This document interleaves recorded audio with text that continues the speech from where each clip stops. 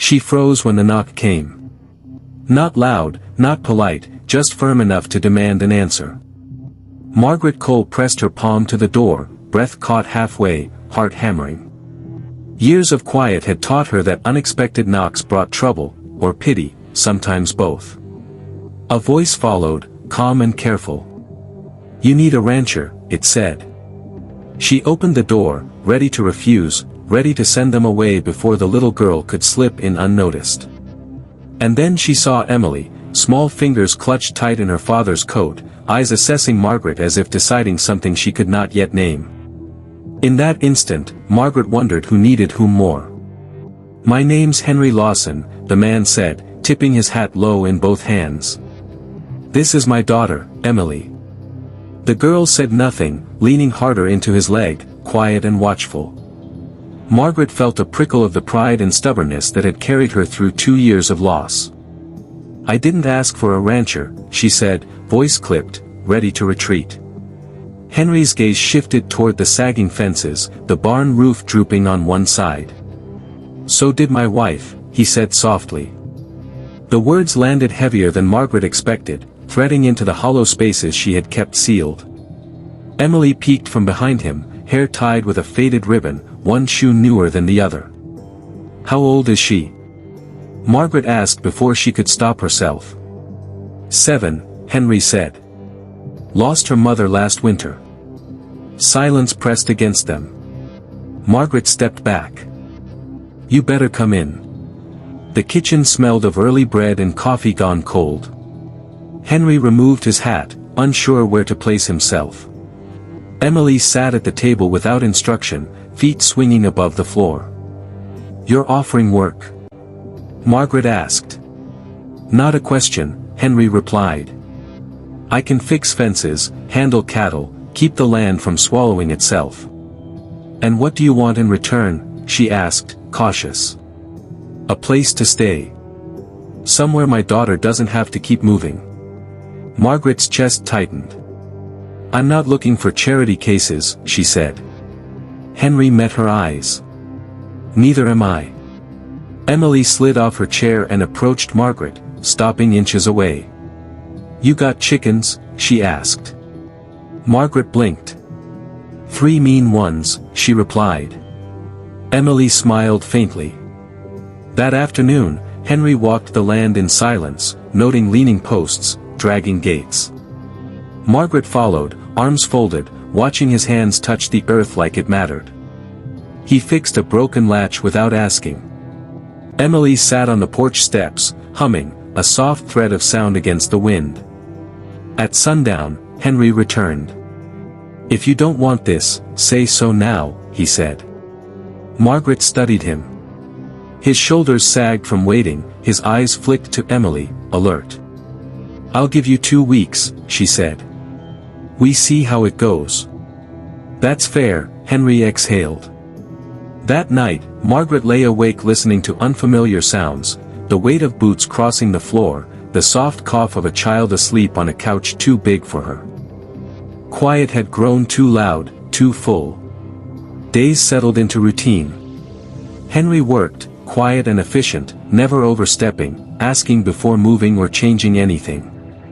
Emily followed Margaret like a shadow, eager to help, learning the rhythm of life she had been denied. One evening, Margaret came in from the fields to find Henry helping Emily with letters. "No, Emily," she said, frowning at her script. "That's an E." Henry smiled, watching her. "Looks like a fence to me." Emily laughed, a genuine, startling sound.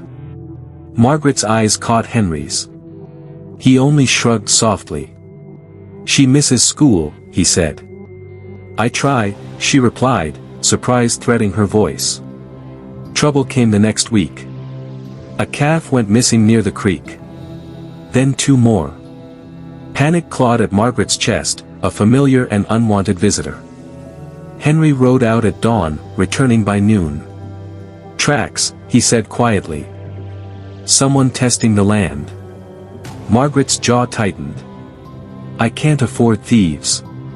"You won't face them alone," Henry assured her. That night, the wind picked up. Margaret sat by the window, rifle resting near her, Emily asleep under a quilt too large. Henry stood by the door. "You don't have to stay," Margaret said quietly. "Yes," he said. "I do." She studied him then, really looked. Not as a hired hand, not as a favor, but as a man who chose to remain. Outside, the land shifted under a blanket of stars. Inside, Margaret felt something unfamiliar stir, not fear, not relief, but possibility. And it frightened her more than any knock ever had. Morning came with thin, gray light. Emily's cough pulled Margaret from her half-sleep before the sun had even risen. The house had trained her to listen for the smallest changes. Water boiled quietly, and Margaret moved with deliberate care, careful not to wake the child too suddenly. Henry was already outside, hat in hand, staring at the corral as if the earth whispered secrets to him. "She's got a chest cold," he said when he noticed her. "Nothing bad, just lingers." Margaret nodded. "I'll make something warm." Inside, Emily sat wrapped in a quilt at the table, cheeks flushed but eyes bright. "Miss Cole," she said politely. "You can call me Margaret," she replied. Emily smiled. Days settled into a rhythm testing the quiet agreement between Margaret and Henry. He repaired what had long been neglected, fences and beams alike, without asking for praise, without taking control. Margaret watched, careful and cautious, noticing how he spoke to horses like sentient creatures deserving respect, how he always made sure Emily saw him before riding off. Emily softened the edges of the house, bringing wildflowers that wilted too fast, asking questions, laughing when bread burned, accepting imperfect answers. One evening, over supper, Emily asked softly, "Are we staying?" Henry froze. Margaret felt the weight of her question settle between them. "We're here for now," he said carefully. Emily's shoulders sagged a little. "We always are," Margaret added. That night, Margaret lay awake longer than usual. She blamed the wind, the memory of thieves near the creek. But the truth was more difficult. She was beginning to imagine the house full again, and that, she knew, was dangerous. Trouble returned 3 nights later. A shot cracked past midnight. Margaret was out of bed before the echo faded, rifle in hand. Henry was already moving, boots heavy on the floor. "Emily," he whispered. "Stay down." Margaret followed to the window. The cattle stirred. Shadows moved near the creek. "Testing again," Henry murmured. Her pulse hammered. "If they come closer." "They won't," he said. "Not tonight." He stepped onto the porch, rifle raised but steady. "Move along," he called into the dark. The shadow hesitated, then vanished. Silence afterward felt louder than the gunshot. Henry stayed until dawn. Margaret brought him coffee. They did not speak, yet understood each other perfectly. Something shifted between them, not warmth, not trust, but something quiet and undeniable. The next morning, a rider appeared on the road. Margaret recognized him immediately. Caleb Whitmore, her late husband's cousin. He dismounted with the assuredness of a man certain he belonged. "Well," he said, eyes sweeping the yard, "looks like you found help." Henry straightened. "Henry Lawson." Caleb barely acknowledged him. His gaze flicked to Emily, then back to Margaret. "Running a place like this takes more than good intentions." Margaret stepped forward. "What do you want, Caleb?" "Just checking in," he said, voice smooth. "Heard about missing cattle. Thought maybe it was time to talk about selling." Margaret's jaw tightened. "I'm not selling." Caleb's eyes darted to Emily, then to Henry. "Makes things complicated," he said, amusement threading his tone. Henry moved forward, calm, solid. "She's under my protection." Caleb's smile faltered. "That's so?" he said, voice low. The pause stretched. "Be careful, Margaret," he added. "You don't know who you're trusting." Then he mounted and rode off. Emily had watched from the doorway, fingers clenched in her dress. "He was mean," she said softly. "Yes," Margaret replied. "He was." That night, Emily asked to sleep closer to the kitchen. Margaret set a pallet near the hearth without comment. Henry lingered by the door, hesitant. "I don't want to bring trouble," he said. "You didn't," Margaret assured him. "It found us. We can leave if—" "No," she cut in. "Not tonight." He searched her face. "You're sure?" "Yes," she said. After Emily fell asleep, Margaret sat at the table with Henry, the lamp casting low pools of light across the worn wood. "I don't trust easily," she admitted. "I trusted once. It cost me everything." "I won't ask for trust," he said quietly. "Only time." She nodded. That was all she could give. Outside, the land exhaled into the night, quiet but alert. Inside, two guarded hearts learned the contours of shared vigilance. They didn't speak it, but both felt the unspoken truth: what came next would demand more than labor. It would demand choice. Days after Caleb Whitmore's visit carried a different weight. Nothing had changed on the surface. Cattle still needed feeding, fences still leaned where they always had. Emily still hummed as she followed Margaret through the house, but underneath it all, the land seemed to listen. Henry noticed it, too. He doubled checks along the creek, rode the perimeter at dusk, slept lighter, waking at every unfamiliar sound. Margaret did not ask him to stop. One morning, Emily stood at the window long after breakfast. "Do you think he'll come back?" she asked. Margaret sat beside her. "I don't know." Emily nodded, accepting the answer more in tone than in words. Later, Margaret found Henry repairing a gate that wasn't broken. "You already fixed that," she said. "I know," he replied. "I wanted it stronger." She watched him work, the quiet focus, the care in every movement. "You don't have to guard us," she said gently. "Yes," he said. Simple, certain, and unyielding. They worked side by side until the sun dipped low. That night, rain came without warning. It fell hard, hammering the roof, turning the yard into mud. Emily cried out in her sleep. Margaret reached her first, pulling her close.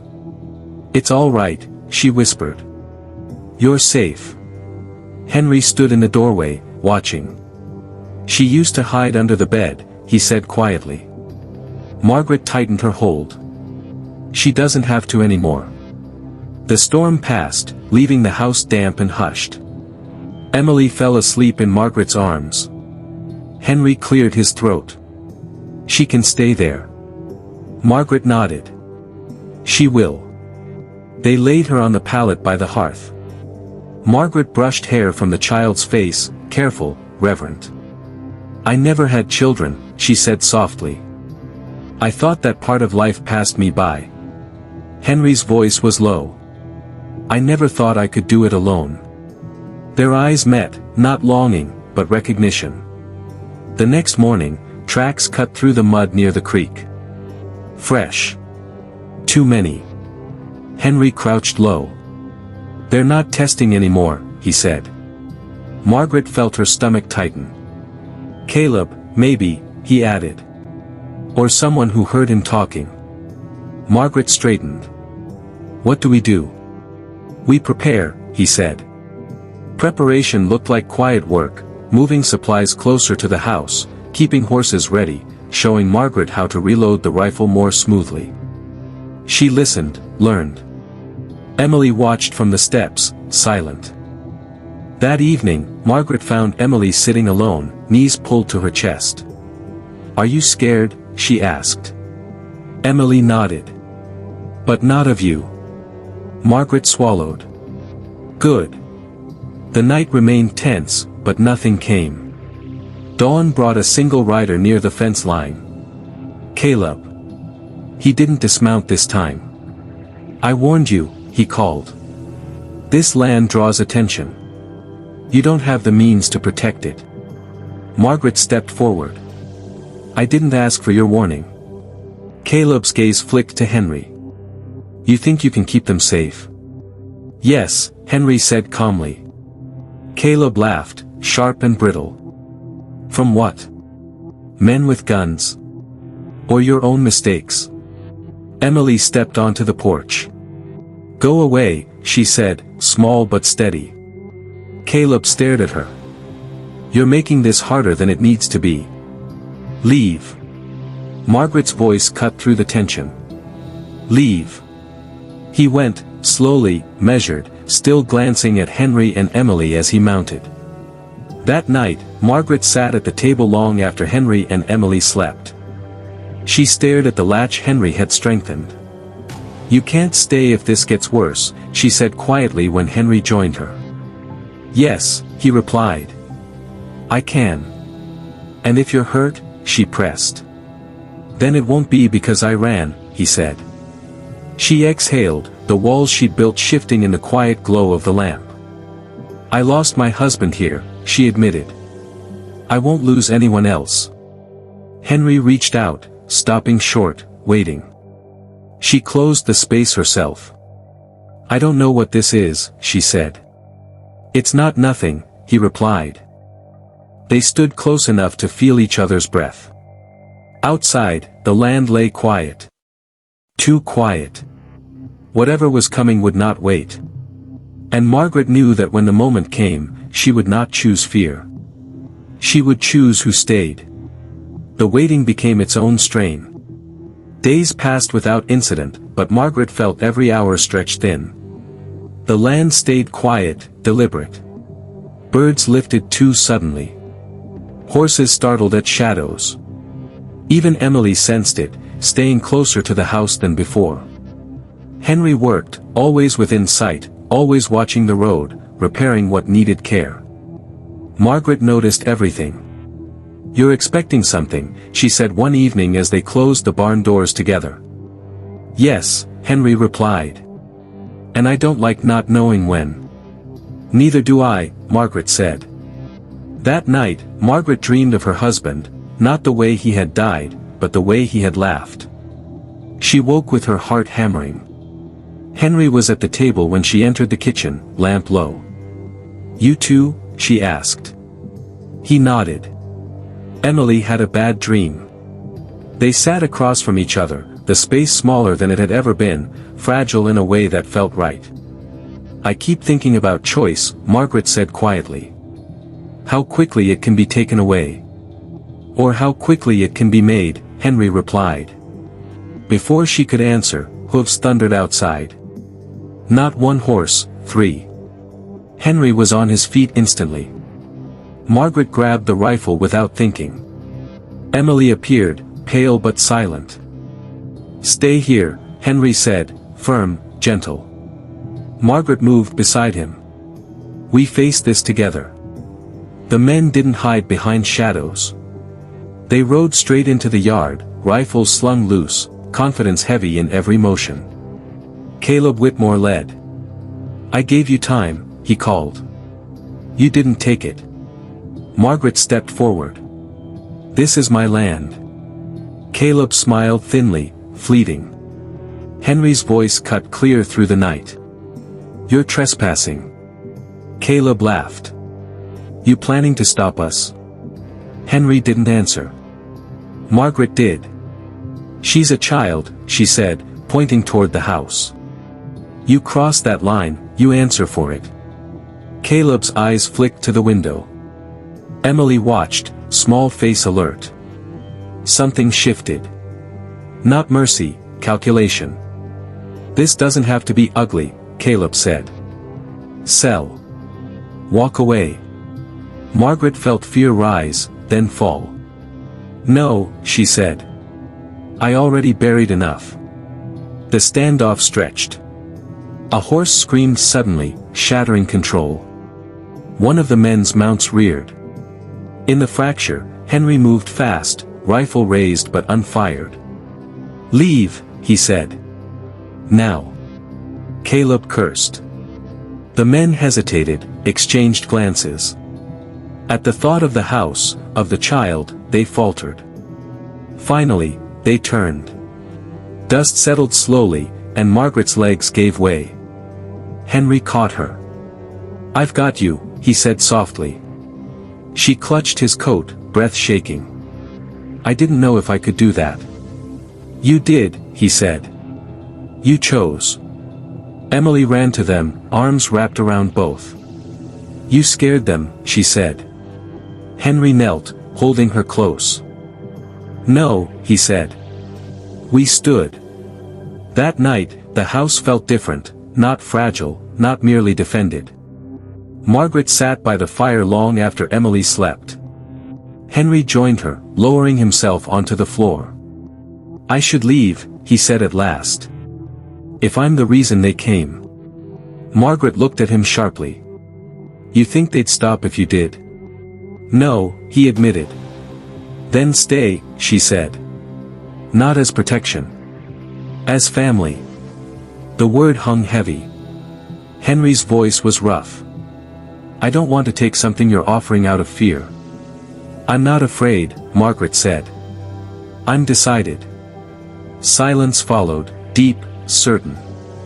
Henry reached for her hand, no hesitation. Emily slept peacefully. Outside, the land breathed again. Margaret rested her head against Henry's shoulder just for a moment. And in that moment, she knew the truth: whatever storms came next, she would not face them alone. After the men rode away, the land did not immediately return to normal. The air stayed tight, like it was holding a breath it hadn't yet earned. Horses startled at shadows.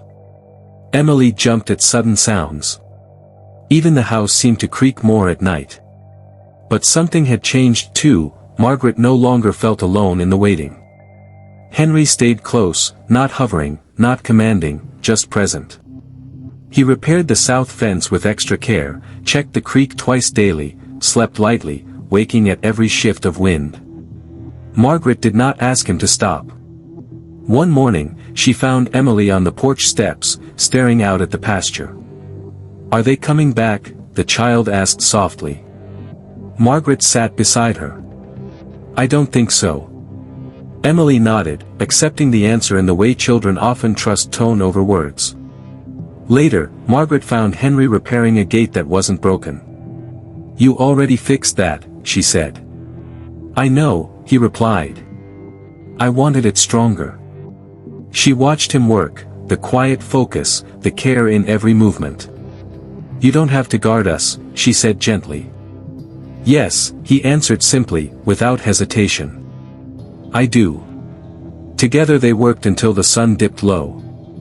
That night, rain arrived suddenly, hammering the roof and turning the yard into a slick sheet of mud. Emily cried out in sleep. Margaret moved quickly, pulling her close. "It's all right," she whispered. "You're safe." Henry stood in the doorway, silent, watching. "She used to hide under the bed," he said quietly. Margaret tightened her hold. "She doesn't have to anymore." The storm passed, leaving the house damp and quiet. Emily slept in Margaret's arms. Henry cleared his throat. "She can stay there," he said softly. Margaret nodded. "She will." They laid Emily on the pallet by the hearth. Margaret brushed hair from the child's face, careful, reverent. "I never had children," she admitted. "I thought that part of life passed me by." Henry's voice was low. "I never thought I could do it alone." Their eyes met, not longing, but recognition. Morning arrived with thin light. Fresh tracks cut through mud near the creek. Henry crouched low. "They're not testing anymore," he said. Margaret felt her stomach tighten. "Caleb, maybe," he continued. "Or someone who overheard him talking." Margaret straightened. "What do we do?" "We prepare," Henry said. Preparation took shape in quiet work, moving supplies closer to the house, keeping horses ready, teaching Margaret to reload the rifle smoothly. She learned quickly. Emily watched from the steps, silent but attentive. That evening, Margaret found Emily sitting alone, knees pulled to her chest. "Are you scared?" she asked. Emily nodded. "But not of you." Margaret swallowed. "Good." The night stayed tense, but no one came. Dawn brought a single rider near the fence line, Caleb. This time, he didn't dismount. "I warned you," he called. "This land draws attention. You don't have the means to protect it." Margaret stepped forward. "I didn't ask for your warning." Caleb's gaze flicked to Henry. "You think you can keep them safe?" "Yes," Henry said calmly. Caleb laughed sharply. "From what? Men with guns, or your own mistakes?" Emily stepped onto the porch. "Go away," she said, voice small but unwavering. Caleb stared, incredulous. "You're making this harder than it needs to be. Leave." Margaret's voice rang clear. "Leave." Slowly, he mounted and rode off, still glancing at Henry and Emily as he left. That night, Margaret sat at the table long after the others had gone to sleep. She stared at the latch Henry had strengthened. "You can't stay if this escalates," she said quietly when he joined her. "Yes," he replied. "I can." "And if you're hurt?" she asked. "Then it won't be because I ran," he said. She exhaled, feeling the walls she'd built begin to shift. "I lost my husband here," she admitted softly. "I won't lose anyone else." Henry reached for her hand, stopping short, waiting. She closed the space herself. "I don't know what this is," she said. "It's not nothing," he replied. They stood close enough to feel each other's breath. Outside, the land lay quiet, too quiet. Whatever came next would not wait, and Margaret knew that when it did, she would not choose fear. She would choose who stayed. The waiting itself became a strain. Days passed without incident, but Margaret felt each hour stretch thin. Birds lifted too suddenly. Horses startled at shadows. Emily seemed to sense the tension, staying closer to the house. Henry worked within sight at all times, repairing what needed attention. Margaret noticed everything. "You're expecting something," she said one evening as they closed the barn doors together. "Yes," he replied. "And I don't like not knowing when." "Neither do I," she admitted. That night, Margaret dreamed of her husband, not the way he died, but the way he had laughed. She woke with a pounding heart. Henry was at the table when she entered the kitchen, lamp low. "You too?" she asked. He nodded. Emily had a bad dream. They sat across from each other, the space between them smaller, fragile in a way that felt right. "I keep thinking about choice," Margaret said quietly. "How quickly it can be taken away. Or how quickly it can be made," Henry replied. Before she could respond, hooves thundered outside. Not one horse, 3. Henry was instantly on his feet. Margaret grabbed the rifle. Emily appeared pale, silent. "Stay here," Henry said firmly, gently. Margaret moved beside him. "We face this together." The men rode straight into the yard, rifles slung loose, confidence heavy in every movement. Caleb Whitmore led. "I gave you time," he called. "You didn't take it." Margaret stepped forward. "This is my land." Caleb smiled thinly, briefly. Henry's voice cut clean. "You're trespassing." Caleb laughed. "You planning to stop us?" Henry did not answer. Margaret did. "She's a child," she said, pointing to Emily. "You cross that line, you answer for it." Caleb's eyes flicked to the window. Emily watched. Something shifted, not mercy, but calculation. "This doesn't have to be ugly," Caleb said. "Sell. Walk away." Margaret felt fear rise, then fall. "No," she said. "I already buried enough." The standoff stretched. Then a horse screamed, shattering the tension. One of the men's mounts reared. In the fracture, Henry moved fast, rifle raised but not fired. "Leave," he commanded. "Now." Caleb cursed. The men hesitated. At the thought of the house, of the child, they faltered. Finally, they turned. Dust settled slowly. Margaret's legs gave way. Henry caught her. "I've got you," he said softly.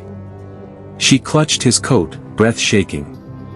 "I didn't know if I could do that," she whispered. "You did," he replied. "You chose." Emily ran to them, arms around both. "You scared them," she said. Henry knelt, holding her close. "No." We stood. That night, the house felt different. Not fragile, not merely defended. Margaret sat by the fire long after Emily slept.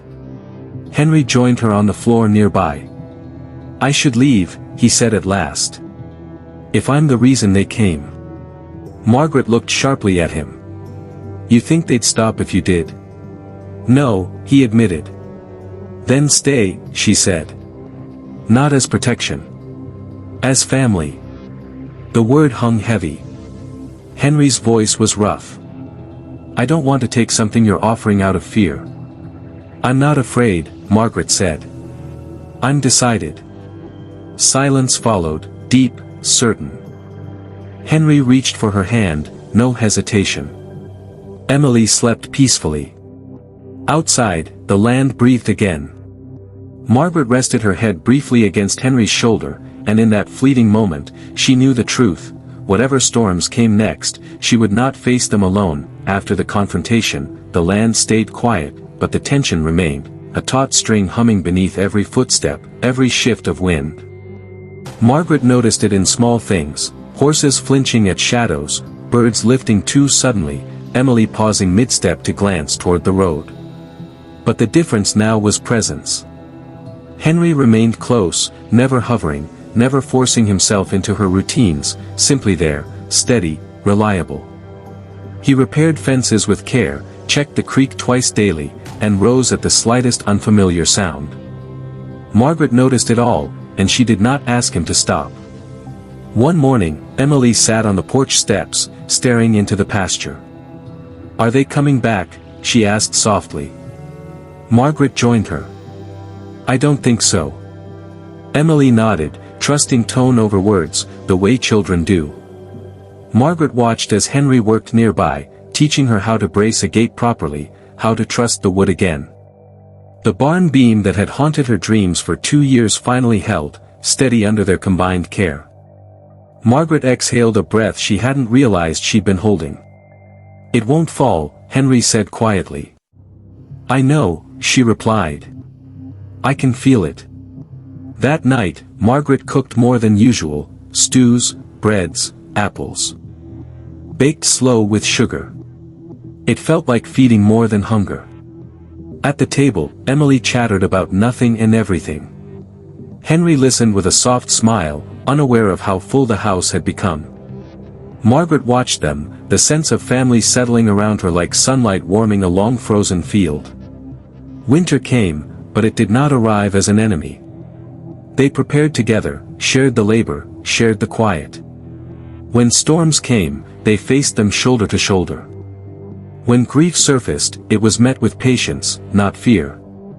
Emily slept closer to the hearth, waking to find Margaret and Henry both there, steady, present. One night, Emily asked, "Are we a family now?" Margaret's throat tightened. She looked at Henry, standing in the doorway. "Yes," she said. "If that's what you want." Emily nodded sleepily. "I do." Spring arrived right on time. Calves were born. Grass pushed through old scars in the land. Margaret watched Henry and Emily walking toward her across the pasture. She realized the sight filled something hollow she hadn't known how to name. "You're smiling," Henry said. "I think I finally know what I need," she replied. "And what's that?" he asked. People who stay, she said. Henry reached for her hand. Emily slipped her small fingers into Margaret's other one. The land stretched wide and open around them. Scarred, beautiful, still theirs. Whatever came next would not be easy, but it would be shared.